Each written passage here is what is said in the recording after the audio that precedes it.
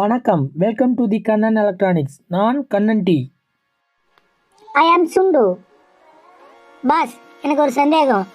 ரொம்ப நாளாக இந்த கேள்வி கேட்கலான்னு இருந்தேன். இப்போ ஒரு சிஆர்டி டிவி கிட்டில் இந்த எல்ஓடி பார்த்தீங்கன்னா மாடல் நம்பர் தெரியல. பாட்டம் சைடு பார்த்தீங்கன்னாலும் அந்த நம்பர் எதுவும் தெரியல. அது என்னென்னு கண்டுபிடிக்க முடியல. ரொம்ப ஓல்டு மாடல் டிவி. அந்த ஓல்டு மாடல் டிவிக்கு எப்படி எல்அவுட்டு கண்டுபிடிச்சி வாங்குறது, இல்லை வாங்காமல் வேறு டிவியோட எல்அவுட்டு மேட்ச் பண்ண முடியுமா அப்படிங்கிற கேள்விக்கு சரியான பதில் நீங்கள் சொல்லணும்.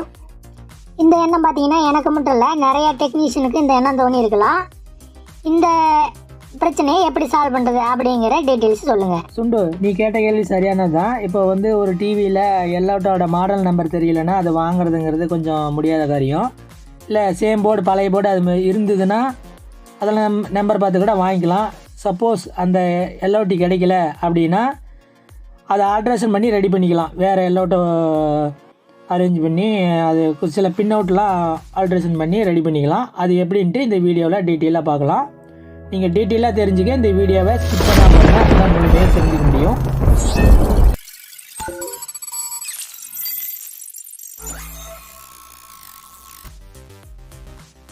இப்போ நீங்கள் வீடியோவில் பார்த்துட்டு இருக்கிறது பார்த்தீங்கன்னா எல்ஜி டிவி கிட்டு.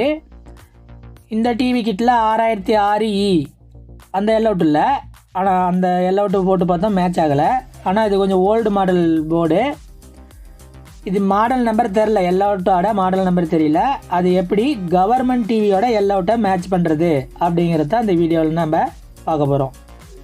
இப்போ பார்த்தீங்கன்னா எல்ஜி கிட்ட இருக்குது, அதில் மாடல் நம்பர் தெரியல, மார்க்கெட்லேயும் அதை வாங்க முடியல. அதனால் நான் இப்போ பார்த்தீங்கன்னா கவர்மெண்ட் டிவியோட கிட்டு 4028Q இந்த எல்அவுட்டை எப்படி நம்ம அந்த எல்ஜி கிட்டில் மேட்ச் பண்ணுறது அப்படிங்கிறத இப்போ பார்க்கலாம். இப்போ பார்த்தீங்கன்னா இந்த போர்டை எடுத்துக்கிட்டோம். எல்ஜி கிட்டில் அந்த பழைய எல்அவுட்டை ரிமூவ் பண்ணிட்டேன். இது புதுசாக 4028 எல்அவுட்டு புதுசு இருந்தாலும் ஓகே. நான் பழசு மட்டும் எடுத்து நம்ம போட்டு சாம்பிளுக்கு போட்டு காட்டுறேன். எப்படின்ட்டு பாருங்கள், வீடியோ ஸ்கிப் பண்ணால் பாருங்கள். அப்போ தான் நீங்கள் முழுசாக தெரிஞ்சிக்க முடியும். நிறைய இடையில நிறைய டிப்ஸ் அண்ட் ட்ரிக்ஸு சொல்லியிருப்பேன். அது உங்களுக்கு யூஸ்ஃபுல்லாக இருக்கும். அதுக்கு தான் நான் உங்களை வீடியோவையே ஸ்கிப் பண்ணால் பார்க்க சொல்கிறது. வேறு எந்த ஒரு ரீசனும் கிடையாது. நீங்கள் ஸ்கிப் பண்ணிட்டு எண்டிங்கில் மட்டும் என்ன பண்ணுறாங்கன்னு மட்டும் தெரிஞ்சுக்கிட்டிங்கன்னா அதில் ஒரு யூஸும் இல்லை. பாருங்கள், அதனால் ஸ்கிப் பண்ணால் பாருங்கள். இப்போ பார்த்தீங்கன்னா இதில் நாம் ஃபஸ்ட்டு இப்போ கவர்மெண்ட் டிவியில் 4028 எல்அவுட்டோட பின் அவுட்டை நாம் நோட் பண்ணி வச்சுக்கணும். பார்த்தீங்கன்னா எங்கள் கிட்லேயே எழுதியிருப்பாங்க இந்த பின்னு எதுக்குன்ட்டு. பார்த்தீங்கன்னா B+ எது, அப்புறம் ஹீட் லைன் எது, அந்த மாதிரிலாம் மென்ஷன் ஆகிருக்கும். அதே மாதிரி எல்ஜி கிட்லேயும் இருக்கும். இப்போ எல்ஜி கிட்டில் என்ன பண்ணால் முதல் நீங்கள் ட்ராகெல்லாம் கட் பண்ணிக்கணும். அந்த எல்அவுட்டோட பின்னு பொருந்துகிற இடத்துல அந்த ட்ராகெல்லாம் கட் பண்ணிக்கணும். ஏன்னா பின் அவுட்டு மாறி வரும். அதனால் கண்டிப்பாக கம்பல்சரி அந்த ட்ராக் எல்லாமே கிளியராக கட் பண்ணிக்கணும்.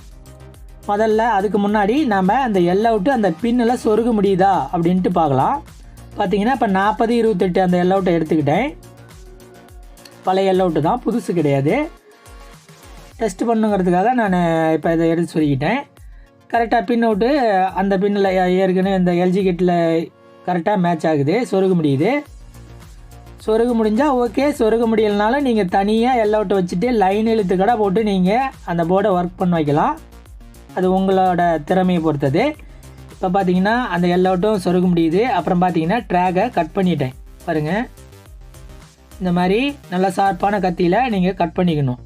எங்கெங்கெல்லாம் லைன் அந்த பின் அவுட்டு விட ஜாயிண்ட் ஆகுது அந்த ட்ராகெல்லாம் கட் பண்ணிக்கணும். இப்போ பாருங்கள், நான் கட் பண்ணிட்டேன். நான் க்ளீன் பண்ணிட்டு காட்டுறேன் பாருங்கள். இப்போ பாருங்கள், நல்லா கிளியராக எங்கேயும் டச் ஆகக்கூடாது, அந்த அளவுக்கு பர்ஃபெக்டாக கட் பண்ணிடணும் லைனை. கட் பண்ணிவிட்டு அடுத்து இந்த ட்ராக்குக்கிட்ட அங்கேயும் நீங்கள் பார்த்தீங்கன்னா சால்ட்ரிங் ஏதாவது ஜம்ப்பு போடுற அளவுக்கு அந்த ட்ராகில் கொஞ்சம் இந்த பிளேடில் சுரண்டி விட்டுக்கலாம். பிளேடில் சுரண்டி விட்டிங்கன்னா நம்ம ஜம்ப்பு போடுறதுக்கு அப்போ தான் சௌரியமாகணும்னா நம்ம எந்த இடத்துல போய் சால்ட்ரிங் பண்ணோம் அப்படிங்கிறது கொஞ்சம் இதாக இருக்கும். அதனால் அந்த இடத்துல சுரண்டிடலாம். சுரண்ட நேரத்தில் கொஞ்சம் சால்ட்ரிங்கை வச்சுட்றலாம். இந்த மெத்தடு இந்த டிவிக்குன்னு இல்லை, எந்த ஒரு டிவிக்கும் பொருந்தும். ஆனால் நீங்கள் அந்த பின் அவுட்டை மட்டும் சரியாக மேட்ச் பண்ணணும். அதுதான் உங்களோட திறமையை பொறுத்தது. நான் ஒரு மாடலுக்காக இதில் காட்டுறேன். இப்போ பார்த்தீங்கன்னா அந்த சொரண்டி விட்ட இடத்துலலாம் சால்ட்ரிங் வச்சு விட்டேன். அடுத்து நீங்கள் என்ன பண்ணணுன்னா ஜம்பரை ரெடி பண்ணி வச்சுக்கணும். ஒரு 10 ஜம்பரை ரெடி பண்ணி வச்சுக்கோங்க. இப்போ வந்து லெஃப்ட் சைடு வந்து நான் அந்த பின்னோட்டு நான் எதுவும் தனியாக எதுவும் ஷீட்டில் நோட் பண்ணல. அதுக்காக நான் பழைய போர்டை வச்சுக்கிட்டு அப்படியே நான் அதில் அந்த பின்னோட்டோட டீட்டெயில்ஸ் அங்கே இருக்குது. அதை பார்த்து நான் அப்படியே இங்கே நான் மேட்ச் பண்ணிகிட்ருக்கேன். இப்போ பார்த்தீங்கன்னா இது வந்து COL, அதாவது எல் அவுட் ஐசி இருக்கும் பாருங்கள், ஹச் அவுட்டு ஐசி இருக்கும். அந்த ஐசிக்கு போகிற லைன் இது. ட்ராகில் இங்கே சால்ட்ரிங் பண்ணிக்கணும். பார்த்தீங்கன்னா இந்த இடத்துல ட்ராகில் சால்ட்ரிங் பண்ணிக்கலாம். இப்போ நாம் இப்போ மாட்டியிருக்கிறது வந்து 40-28 எல் அவுட்டு மாட்டிருக்கோம். அதனால் ஹச் அவுட்டு டிரான்சிஸ்டருக்கு போகிற பின் எதுன்னு பாருங்கள். COLன்னு இருக்கும், இல்லைனா COLன்னு தான் இருக்கும். பார்த்தீங்கன்னா இந்த பின்னு டாப்பில் இருக்கிற பின்னு, அதாவது அந்த சைடு இருந்து நம்பரை வச்சுக்கிட்டே வந்தீங்கன்னா 10வது பின்னு, அந்த பின்னில் சால்ட்ரிங் வைக்கணும். வச்சுட்டேன், அந்த பின்னு தான். அடுத்து 2வது பின் எடுத்துக்கலாம். அதாவது எல்ஜி கிட்டில் 2வது பின்னு என்னான்ட்டு பார்க்கணும். 2வது பார்த்தீங்கன்னா 150 வோல்ட் இருக்குது. இப்போ 40-28, அதாவது கவர்மெண்ட் டிவியில் எத்தனாவது பின்னு 150 வோல்ட்டுன்னு பார்த்தீங்கன்னா 5வது பின்னு இருக்குது. அதனால் 5வது பின்னில் சால்ட்ரிங் வச்சுக்கலாம். ஆனால் ஏற்கனவே இருந்தது பார்த்தீங்கன்னா 5வது பின்னு நோ கனெக்ஷன் இருக்குது, NCன்னு இருக்குது. அதை நம்ம கால்குலேஷன் பண்ணக்கூடாது.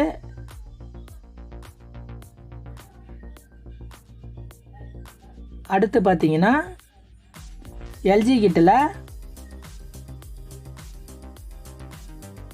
3வது பின்னு பார்த்தீங்கன்னா B+. அதனால் அந்த ட்ராகில் இப்போ நம்ம அந்த B+ங்கிற அந்த ட்ராகில் எல்ஜி கிட்டில் அந்த ட்ராகில் வச்சுட்டு நம்ம 40-28 எல்லோட்டில் பார்த்தீங்கன்னா டாப்பில் பார்த்தீங்கன்னா 9வது பின்னு தான் B+. நான் முன்னாடியே காட்டின வீடியோ அந்த போர்டில் காட்டினோம். பார்த்தீங்கன்னா அதுக்கு தகுந்த மாதிரி நம்ம அந்த போர்டை பார்த்து வச்சுக்கணும்.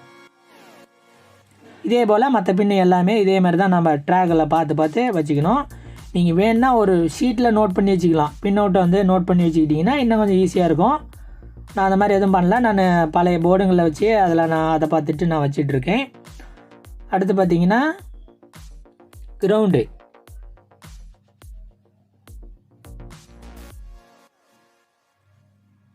இப்போ கிரவுண்ட் லைன் பார்த்தீங்கன்னா வச்சுக்கலாம். அது எத்தனாவது பின்னுன்னு பார்த்தீங்கன்னா 6வது பின்னு, அதாவது 40-28 அந்த எல் அவுட்டில் பார்த்தீங்கன்னா 6வதாக இருக்குது. ஆனால் இதில் எல்ஜி போர்டில் பார்த்தீங்கன்னா 4வதாக இருக்குது. பாருங்கள், அந்த ட்ராகில் நான் கிரவுண்டில் ட்ராகில் வந்து வச்சுட்டேன். அடுத்து வந்து பின்னில் சால்ட்ரிங் பண்ணுறேன். அதாவது எல்ஜி கிட்டில் எப்படி பின் அவுட்டு நீங்கள் வச்சுக்கணும்னா ட்ராகை வச்சுக்கணும். ட்ராக் வந்து எல்ஜி கிட்டோட பின் அவுட்டு நீங்கள் நோட் பண்ணிக்கணும். அதே எல் அவுட்டோட பின்னு பார்த்தீங்கன்னா 40-28 நீங்கள் வச்சுக்கணும். அதாவது நம்ம கவர்மெண்ட் டிவியில் இருக்கிற பின் அவுட்டை நீங்கள் வச்சுக்கணும். இதே போல் ஒவ்வொரு ட்ராகும் நீங்கள் சால்ட்ரிங் வச்சுக்க வேண்டியதான். வைக்கும்போதே கேர்ஃபுல்லாக வைக்கணும். நீங்கள் லைனை மாற்றி அடிச்சிட்டிங்கன்னா ஒர்க் ஆகாது, இல்லைனா ஏதோ ஒரு ப்ராப்ளம் பண்ணலாம், இல்லைனா பர்ன் ஆகலாம், அந்த மாதிரி நடக்கும். அதனால் நீங்கள் இதை பொறுமையாக தான் பண்ணணும். அடுத்து பார்த்தீங்கன்னா 24 வோல்ட்டு எல்ஜியில் பார்த்தீங்கன்னா இது பார்த்தீங்கன்னா 24 வோல்ட்டு. மெயினாக நம்ம பார்க்க வேண்டியது வெர்டிகலுக்கு போகிற வோல்ட்டு என்ன அப்படிங்கிறத பார்க்கணும். நாம் சேஞ்ச் பண்ணுற எல் அவுட்டு இப்போ 40-28 எல் அவுட்டு நான் மாற்றுறேன். அதில் 24 வோல்ட் இருக்கா இல்லை 14 -14 அந்த மாதிரி இருக்காங்கிறத பார்த்து நீங்கள் வைக்கணும். இதில் பார்த்தீங்கன்னா சிங்கிள் சப்ளை தான் இருந்தது. வெர்டிகலுக்கு 24 வோல்ட் இருந்தது. அதனால் நான் அந்த எல் அவுட் எடுத்துக்கிட்டேன். இல்லை டியூவல் சப்ளை அப்படின்னா அதுவும் மேட்ச் பண்ணிக்கலாம். அது கொஞ்சம் நம்ம பார்த்து பண்ணணும். அது டைம் கிடைச்சா, அது மாதிரி ஒரு வாய்ப்பு கிடைச்சா நான் அந்த மாதிரி வீடியோவும் எடுத்து போடுறேன். இப்போ இது வந்து எனக்கு 24 வோல்ட் இருக்கிற மாதிரி இருந்தது, அதனால் இதை வச்சுக்கிட்டேன். இதில் பார்த்தீங்கன்னா 24 வோல்ட்டு. அந்த இதில் பின்னு, அதாவது 40-28 பின்னு இருக்குது. அதனால் இந்த 24 வோல்ட் ட்ராக்ல இருந்து நான் பின்னுக்கு வச்சுக்கிட்டேன். அடுத்து பார்த்தீங்கன்னா அந்த இடத்துல ஒரு கிரவுண்ட் இருக்குது. அது வந்து கடைசியாக விடுபட்ட கிரவுண்ட்லாம் நம்ம வச்சுக்கலாம். இப்போ வந்து பார்த்தீங்கன்னா ஏபிஎல் மட்டும் பின்னு பார்த்தீங்கன்னா சேம் பின் அப்படியே வருது. அது 8வது பின்னே வந்தது, நான் தெரியாமல் கட் பண்ணிட்டேன். அதனால் ஒரு ஜம்ப் போட்டுக்கலாம். முன்னாடியே தெரிஞ்சிருந்தால் அந்த இடத்துல ட்ராகை கட் பண்ண இருந்திருக்கலாம். அது ஒன்றும் பிரச்சனை இல்லை, ஜம்ப் போட்டுக்கிட்டேன்.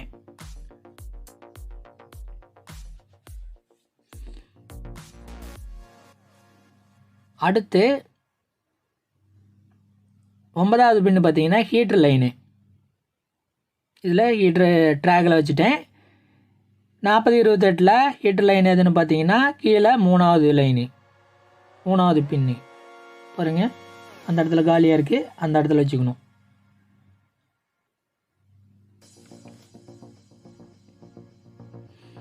அதுக்கடுத்து ஃபைனலாக பார்த்தீங்கன்னா எல்ஜி கிட்டில் ஏஎஃப்சின்னு இருக்குது.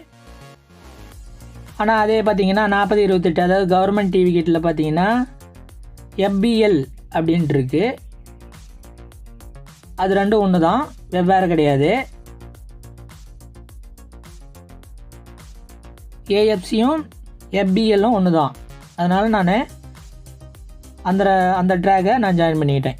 இப்போ பார்த்தீங்கன்னா 10 பின்னோட ட்ராகையும் ஜாயின் பண்ணிட்டேன்.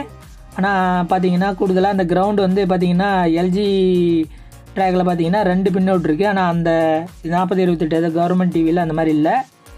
அதனால் இப்போ இந்த விடுபட்ட கிரவுண்ட் லைனெல்லாம், அதாவது நான் ட்ராகை கட் பண்ணி விட்டேன், அதனால் அதையும் ஜாயின் பண்ணிக்கிறேன். இதே மாதிரி நீங்களும் ஜாயின் பண்ணிவிட்டு ஃபைனலாக ஒரு தடவை நீங்கள் வெரிஃபிகேஷன் பண்ணிக்கோங்க. வெரிஃபிகேஷன் பண்ணாத நீங்கள் அந்த டிவியை ஆன் பண்ணி பார்க்க வேணாம். நான் ஒரு தடவை வெரிஃபிகேஷன் பண்ணிட்டேன். இப்போ டிவி ஆன் பண்ணி பார்க்குறேன். எம்டிஎல் வச்சுருக்கேன், நான் டியூப்பில் எதுவும் போடல, வெறும் கிட்ட மட்டும் வச்சு ஆன் பண்ணி பார்க்குறேன். பார்த்தீங்கன்னா இப்போ பார்த்தீங்கன்னா மெயின் ஆன் பண்ணிட்டேன், ஆன் ஆகிடுச்சு. டிவி ரன்னிங்கில் தான் இருக்குது. இருந்தாலும் நம்ம ஃபைனல் பண்ணுறதுக்கு கரெக்டாக வீடியோலாம் வருதா அப்படின்னு பார்க்கறதுக்கு டியூப்பில் போட்டால் மட்டும்தான் சரியாக கன்ஃபார்ம் பண்ண முடியும். அதனால் ஒரு டியூப் எடுத்து போட்டுக்கலாம். டியூப்பில் போட்டு ஆன் பண்ணி காட்டுறேன் பாருங்கள். இப்போ வந்து டியூப்பில் இன்ஸ்டால் பண்ணிட்டேன். இப்போ டிவி ஆன் பண்ணிட்டேன். இப்போயும் ரன்னிங்கில் தான் இருக்குது. பார்க்கலாம் வீடியோ தெரியுதான்னு. பார்த்தீங்கன்னா வீடியோ பர்ஃபெக்டாக ஒர்க் ஆகுது. இது இந்த எல்ஜி கிட்டுக்குன்னு இல்லை, நீங்கள் எந்த ஒரு கிட்டாக இருந்தாலும் என்ன எல்அவுட்டு அப்படின்னு நம்பர் தெரியல, கடையில் மார்க்கெட்டில் எல்அவுட்டு கிடைக்கல அப்படிங்கிற பட்சத்தில் நீங்கள் அந்த வெர்டிக்கல் வோல்ட்டு மட்டும் கரெக்டாக மேட்ச் ஆகிற மாதிரி பார்த்து நீங்கள் ஒரு எல்அவுட்டை செலெக்ஷன் பண்ணிக்காங்க. நான் இங்கே வந்து 40-28 செலெக்ஷன் பண்ணிக்கிறேன். அதே போல் என்ன வோல்ட்டு எல்அவுட்டு இந்த வெர்டிக்கல் வோல்ட்டு என்ன அப்படிங்கிறத பார்த்துட்டு நீங்கள் அதுக்கு தகுந்த மாதிரி எல்அவுட்டு செலெக்ஷன் பண்ணிவிட்டு நீங்கள் பின்னை மட்டும் ஆல்ட்ரேஷன் பண்ணி போட்டுக்கலாம். பின்னு சொருக முடிஞ்சால் போட்டுக்காங்க, முடியாத பட்சத்தில் நீங்கள் ஆல்ட்ரேஷன் லைன் கொடுத்து மட்டும் ஒர்க் ஆகிற மாதிரி வச்சுக்கலாம். இது போல் நிறைய டெக்னிக்கல் டீட்டெயில்ஸ் தெரிஞ்சுக்க நம்ம சேனலில் வர ஒவ்வொரு வீடியோவும் பார்த்துட்டே இருங்க. நன்றி, வணக்கம்.